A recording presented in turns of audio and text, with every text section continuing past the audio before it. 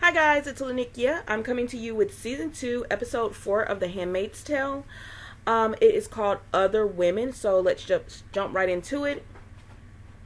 Now, first, before I do that, I was excited because I thought we were going to get more of an in-depth look into Luke's wife or his ex-wife. So I was excited about this episode because I wanted to see, how it all went down, how it all started with he and June, what was going on in his relationship that made him cheat with June. I wanted to see all of that. So I was just excited to go into this episode because I wanted to see all of that information. So they start out with June is locked up, and I call it the dungeon, but she's in this room, and you remember, I think it was the first episode or maybe the second one, where she was in this room, where a woman was in the room earlier that was really pregnant, and it was because that she would not just obey and fall in line. So now, because June has tried to escape, they have her in the room, and she's being guarded in each corner by I don't know what Aunt Lydia is, but I guess I'll just call her one of the aunts. So an aunt is in each corner. So Aunt Lydia comes into the room, and she tells June, and all the other aunts leave, and she tells June, "I've seen you've eaten of Fred," and so she tells her, "I see you eating," and all of that information, she's just talking to her or whatever. "I see you eating well," and then she calls her of Fred, and of course June wants to be called June, so she's like, "My name is June," or whatever. And Aunt Lydia lets her know that, well, if you want to get out of here, then you're going to have to be submissive and be aunt of Fred, because June is going to stay here and have the baby, and after she's done having the baby, she's going to be killed. Fred has options or whatever. Now, mind you, I'm sure she's going to get some type of punishment, not because, she ran away with, while she was having a baby, and they can't have babies, so they want babies so badly. So I'm sure there's going to be some kind of punishment, but I guess at least she won't die. So she pulls out the red handmaid's dress or whatever, and it's just really letting her know, like, you can stay down here and be June, or you can be of Fred. Now, before Aunt Lydia comes in, June has just talking in her mind, and she's just saying that, about I think she said there are like 72 flowers on the comforter, but she's bored. She's going insane down there because there's nothing for her to do. Like, she's talking about experiments with rats, how they would shock themselves just to have something to do, and she talks about how they would have a will for a pig just to give the pig something to do. So what she's saying is, I need something to do. So now Aunt Lydia is offering her this, and even though she doesn't want to be down there, she doesn't want to be a handmaid, she is seriously thinking about doing this because she doesn't want to be there just chained up, just because she has no one to talk to or anything. So then we cut to her going back to the Waterford. So on the way there, Aunt Lydia lets her know the Waterfords will let you come back and everything, but this is just a trial run. Like, they could say you finish having your baby in the Red Center, so behave and do what you're supposed to do. So she goes into the home and everything, and Mr. Waterford comes out, and he says, "Blessed be, we're happy to have you back. We used all, we used everything we could to find you or whatever, and find you, but you're from your kidnappers." So they're calling this a kidnapping or whatever, even though we all know that June ran away. To save face, they're going to call it a kidnapping. That way they'll be able to have the baby. June will be able to stay with them. They'll be able to monitor everything. So they're going to go with that story. So Serena comes into the room, and she and Mr. Waterford, Commander Waterford, hold hands or whatever, and she's like, "Blessed be," about June being back or whatever. And June is still kind of arrogant or whatever, kind of defiant. So Aunt Lydia tells them, you know, June needs to rest or whatnot. And so June is going up to the room, and Aunt Lydia's going to follow her, and she says, I remember the way, or whatever. But she kind of says it, the way she says it was a little bit like, you don't have to follow me, I know the way up here. Or it's just her tone of voice, the way she's saying it, really arrogant, really defiant. It's like she's letting them know, I don't want to be here, but this was the better option, so I'm just going to be here or whatever. So then June makes it to the room and everything, and Serena comes in. And Serena, she handles up on June. She pushes her against the wall, and she starts choking June, and she tells her 92 days. And I guess that's how long June was gone or whatever. And so Serena is like choking June out or whatever. And then she finally lets her go because, you know, of course she wants the baby, and she can't do, you know, you can't kill June if you say you want this baby. So she lets her go. And as Serena is leaving the room, June reminds her, because remember last season on the last episode, June said, Serena told June, as long as you keep my baby safe, I'll keep your baby safe. So now June is saying those words back to Serena, you know, as long as my child is safe, your child will be safe, or whatnot. But yeah, Serena has pretty much had it with June. She cannot stand June, but she wants the baby. So then we go to June being, you know, taking a bath, and she's kind of relaxing in the bathroom or whatever, in her bathtub. And Aunt Lydia comes in, and Aunt Lydia is like, you need to, I know it's nighttime or whatever, but, you know, it's gotten late, but you need to go ahead and wash and everything. So June is like looking at her, and Aunt Lydia was like, she starts washing or whatever, because she realizes Aunt Lydia is not leaving. So she starts to wash, and then Aunt Lydia is like, no, I mean the private area down there below. And so because she says we don't want the baby to get infected or anything, so then June has to like wash herself in front of Aunt Lydia, and Aunt Lydia feels the water and tells June to get out. So pretty much at this point, I guess Aunt Lydia is staying, and Aunt Lydia is controlling everything about June. She's controlling when she takes a bath, when she goes to sleep, when she eats, when she wakes up. She's controlling everything about June, to try to get June in line. So then the next morning, Aunt Lydia comes in again. She's controlling everything about June. So Aunt Lydia comes in, she opens up the blinds, she pulls the covers off June, and she's like, okay. She's pretty much telling June, you've had enough rest, get up. And she tells June, look, you have a new dress, you know, a handmaid's dress. And it's Rita who brings it to her, which, you know, Rita is the maid. So then Aunt Lydia leaves and tells June, come get breakfast because you need to nourish the baby. And so when Aunt Lydia leaves, Rita gives June back the letters. Remember last season, on the last episode, June whispers to Rita about the letters that she had been hiding that were supposed to go. So I don't know who they were going to go to, but she whispered that, and so Rita came and got them from behind the tub, because that's where June hid the letters. So Rita came and got those letters, and so now Rita is giving those letters back to June, and she's telling her, listen, I don't want any part of this. And because June is like, someone's supposed to come get those from you. And Aunt Rita is like, I don't want any part of this. You haven't been, like, do you know what would happen if they could find these? And do you know what would happen if they found them? You have not been here. And she tells June, you have not been here.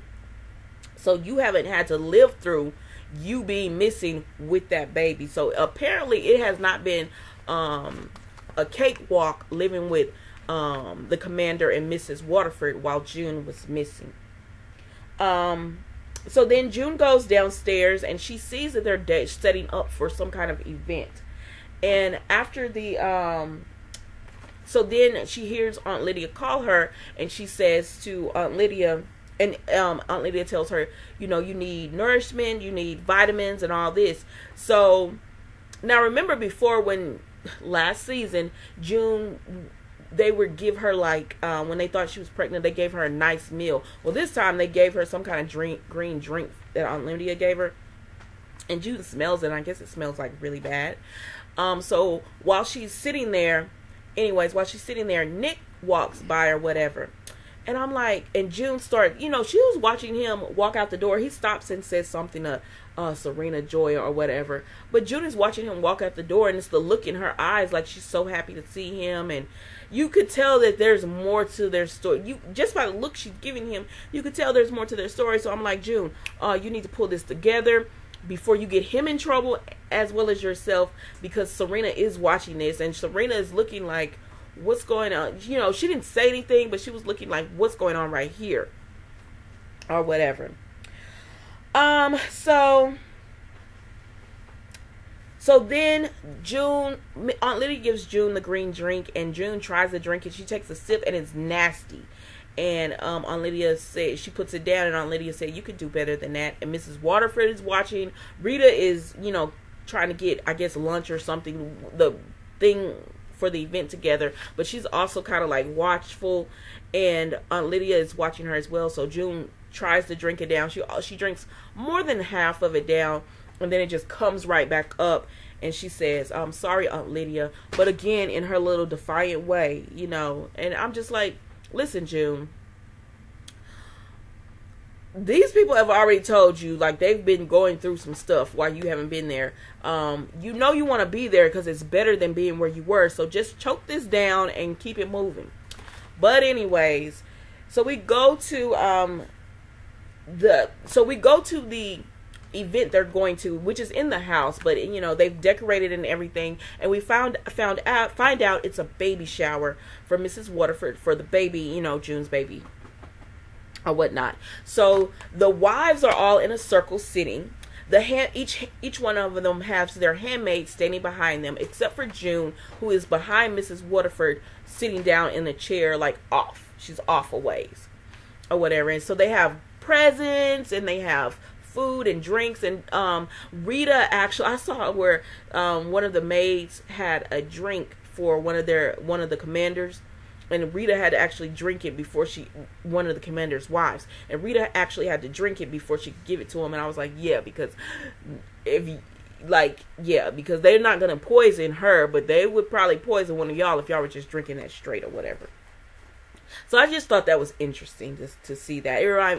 Back in the, when there was kings and queens in England, like when they meant more, they weren't just figureheads, they had to do that kind of stuff so they wouldn't get poisoned and killed or whatever.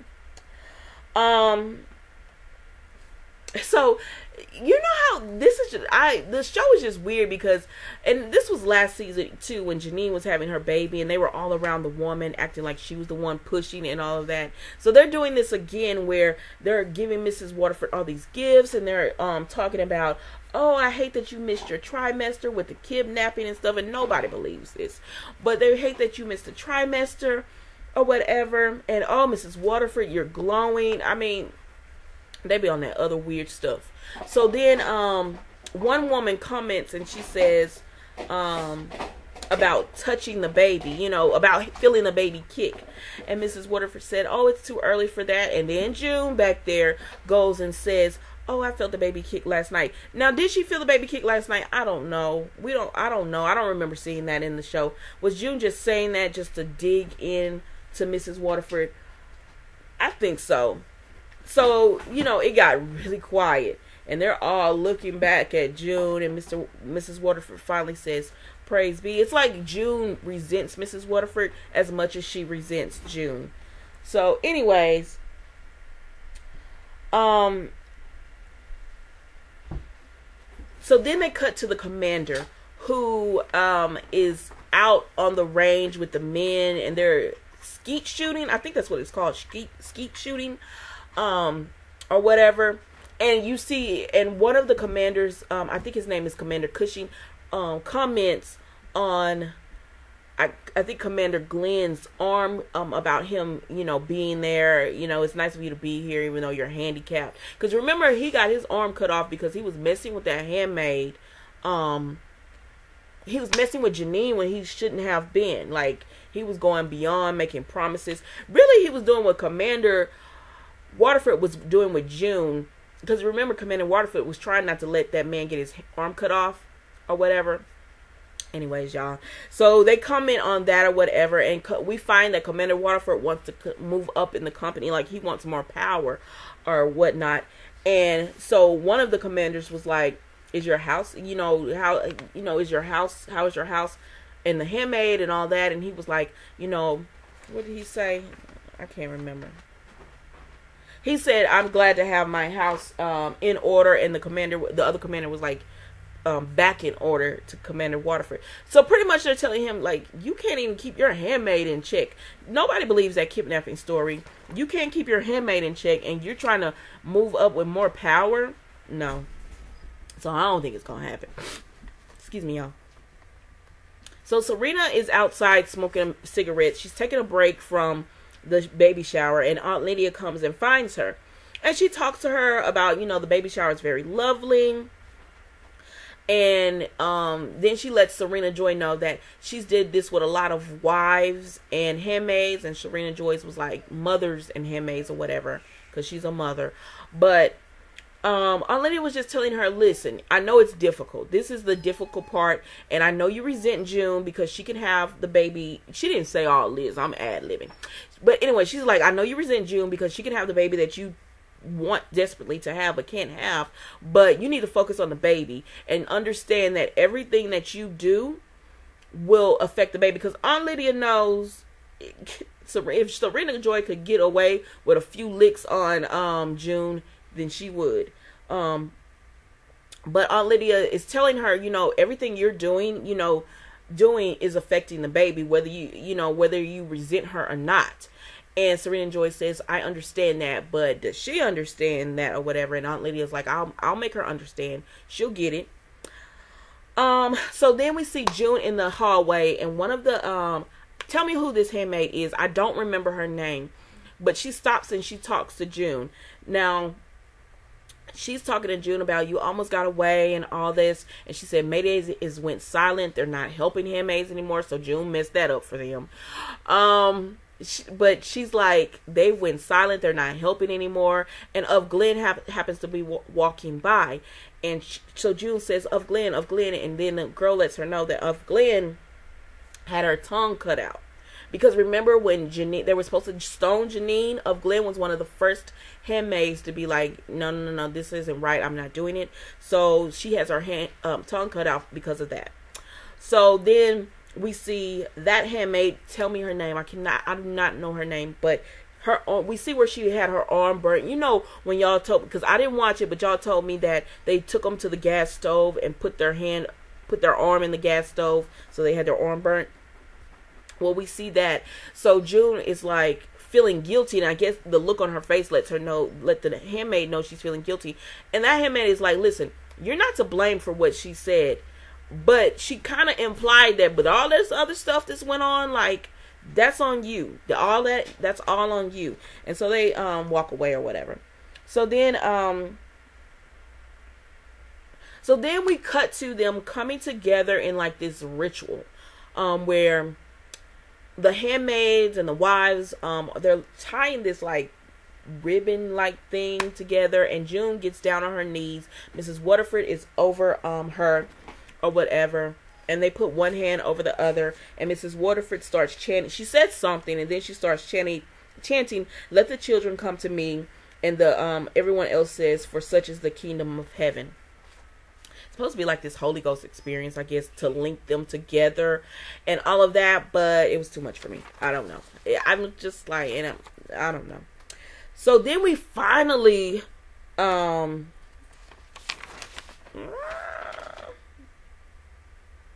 get to the flashback.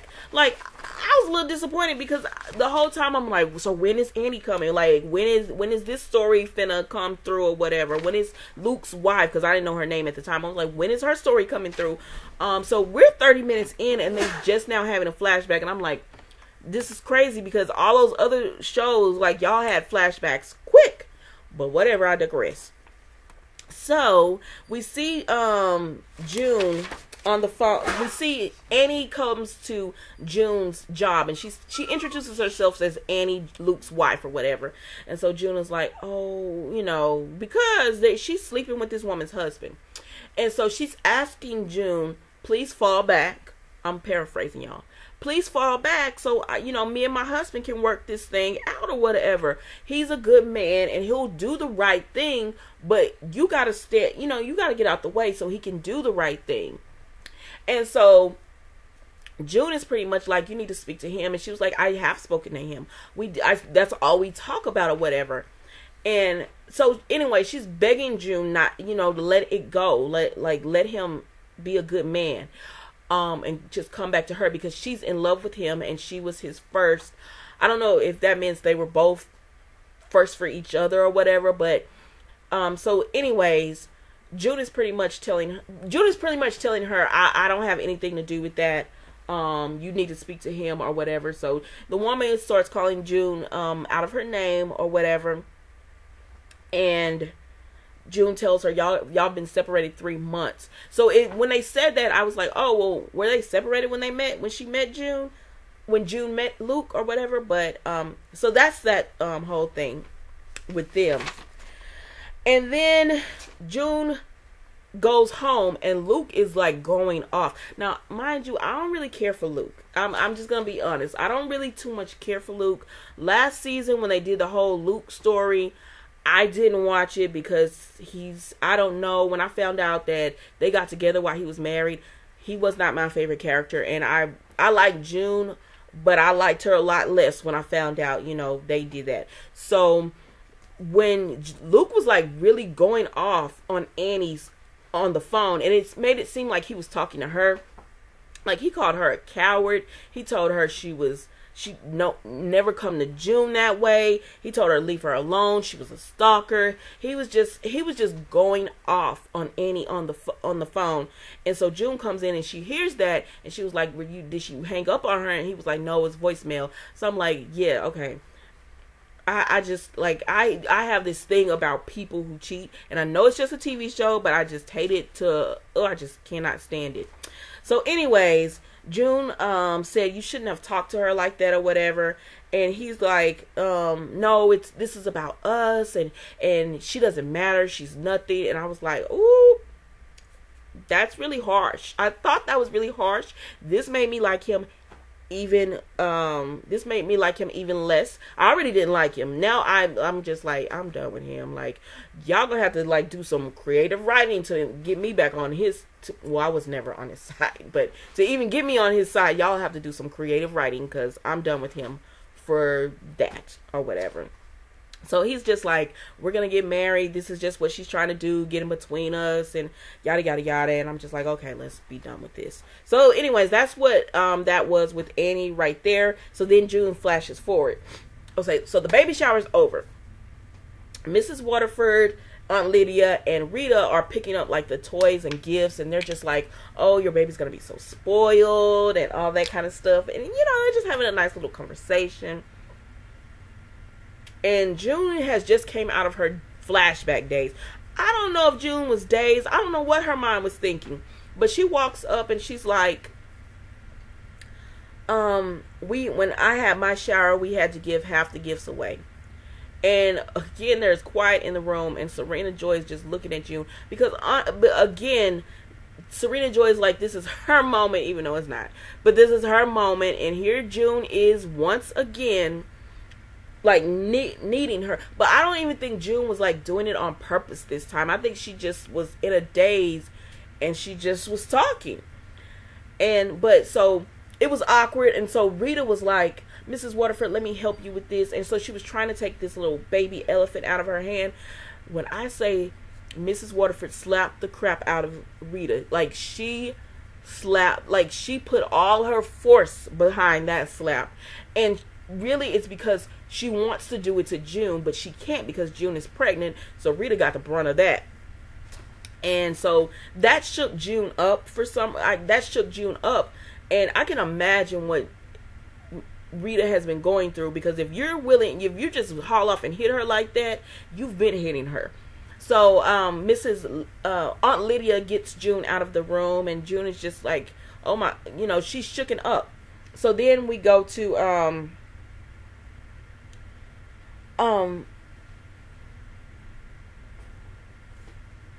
so then we go to the commander, And he's in his office with a music playing. Like, he has some nice little music on. But he's in his office with the music playing. And Serena Joy comes into the office. And she says, listen, I want her gone.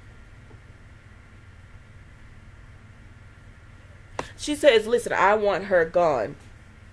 I want June out. She can have the baby at the Red Center. And then we can just get the baby. She does not have to be here. I want her gone.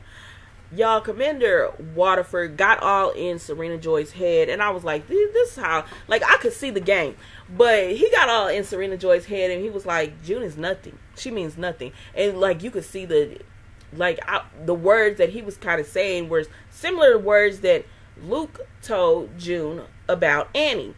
But anyways, Commander Waterford was like, she is nothing. She means nothing. She is nothing. This is our baby. Don't let her spoil this, you being happy and this child being a blessing for us. Don't let her spoil that. She's nobody. And I was like, oh, them about the same words that Luke said about Annie or whatever. And so he talks or convinces Serena Joy that to let June stay. So then we cut to Aunt Lydia is taking June on a walk, and it's the wall, that wall that they have where they hang people. So June is trying to go the opposite way, but she makes her go that way. And hanging on the wall is Aunt Lydia was like, you know him or whatever. He drove a bread truck, and so Serena looks up, and it's Adam. And if you remember from the last episode, sorry y'all, it's Hershey's. And if you remember from the last episode, Adam is the one who helped who helped June get away or whatever. So now he's hanging. They've killed him. He's hanging. And Aunt Lydia's like, you remember him, and he's, or whatever. And she was like, she's telling her what happened to the family, because you remember last week we were like, they didn't come back. And so we find out that they caught the family because, they said everyone was watching, and they were watching, and they told. So he hung. The mother, his wife, Adam's wife, is going to be a handmaid now. And remember, she looked down on handmaids. So now, Aunt Lydia's like, she will redeem herself by being a handmaid. And she said, and the little boy will never see his mother again, father either, but he'll never see his mother again, and he'll be placed with he's been placed with the family or whatever. So really, like, June, you broke it, like, and Aunt Lydia was like, and if they had a choice, this is not what they would have chosen, but you didn't give them a choice or whatever. You wanted to go on the run and, like, do all of that, which I was just like, yeah, I see that, because, like, I don't know, this episode, it was all about blame being placed on June, which, I can't fault her for wanting to escape, but there's been a lot of people killed because she wanted to escape, or whatever. So then Aunt Lydia tells her, June did all this because June wanted to leave, and not just fall in line. All these people had to die. This family has been ripped apart. This boy is left an orphan who will be raised by another family or whatever. This mother, she'll be a handmaid now. And, after they're done being handmaids, they go to the colonies. And they had a good life. They didn't have a good life, but they had as normal as possible of a life where they were together. Their family was still together. And so Aunt Lydia just tells June, like, you did all of this, June. But Fred is innocent. Fred didn't do any of this. Fred didn't run away. Fred didn't put the baby in danger. Fred didn't get these people killed. Fred didn't do any. Fred is guilt-free. Fred was kidnapped. June ran away. And she's just telling her all of this. And June is just so broken at this point that she's just willingly submissive or submitting to being afraid to take the guilt away from what she's done, because I think earlier she said something about it's my fault. All of this is happening and it's my fault, which a little bit it is. It kind of is a little bit. I mean, she didn't make, like, if they weren't trying to have so much control over, this new regime and stuff, like that wouldn't have happened. But I guess they're just pointing out that because you wanted freedom, all of this happened. So I understood it, but I was kind of like, yeah. So anyway, she broke June down, and so the next scene we cut to is June pretty much begging the Commander Waterford and his wife Serena to stay, and she's telling them, please let me try to be good and all of this. And so they agree to let her stay.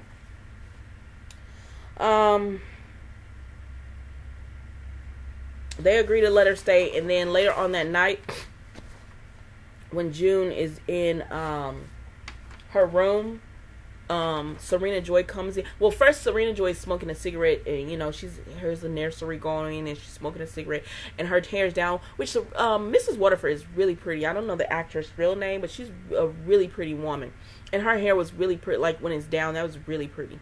But anyway, she ends up going to June's room, and she's like hugging on, she's touching June's stomach and stuff. And June is so submissive now; she doesn't even like try to stop it. And she's talking to the baby, and she says, "Mama loves you," and all this kind of stuff. And June is just like letting it happen. So then we cut to June doing a flashback, and she sees she's at this, like, I guess it's like a coffee, I don't know what it was, like a coffee shop, a restaurant, something like that. It's she and Luke, and they've just had a baby. So they have Hannah. So June is all happy with Hannah, and Luke goes to get something, and I guess their order, or I don't know what he went to do, but she looks up and she sees Annie, Luke's ex-wife.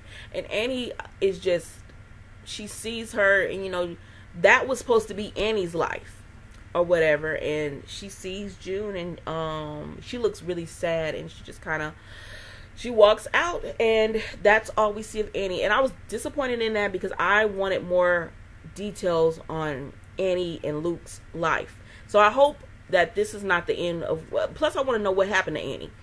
So I hope this is not the end of their story or whatever, but I don't know. So June, they cut back to June, and she's like getting ready for her day, and she's like, she hopes Hannah forgets her. She wants to forget herself, like, because she's almost in a zombie-like state, because she sees all of the wrong that she's done, which I guess kind of led her, what she's feeling like led her to be in this position, because that's what they drill into them, like, you did wrong, and that's why you have to be in this position, because I think Lydia was telling her, you were a homewrecker, adulteress, a whore, all that kind of stuff, like, you broke up a marriage or whatever. And so it all came to a head in this episode. So June is getting ready, and she's just thinking, and so she walks by, she picks up the grocery list from Rita, and then she walks by Nick, and he's trying to talk to her, but she's like, something about what a great day we're having. Oh, something about good weather, great weather, and he's trying to talk to her, but she's zombied out, and she just keeps repeating, about, we've been given good weather, and that's how it ends, pretty much. So that was The Handmaid's Tale, Season 2, Episode 4, Other Woman. Now, the videos are longer because a few people don't have Hulu, and they watch the video, so I make them longer, more detailed, just so they can have, get as much information as possible. But that's the end of that episode. The next episode should be, good as well, because I think they're going to try to marry Nick off. That's what the preview showed. So we shall see. But I hope you guys have a great day.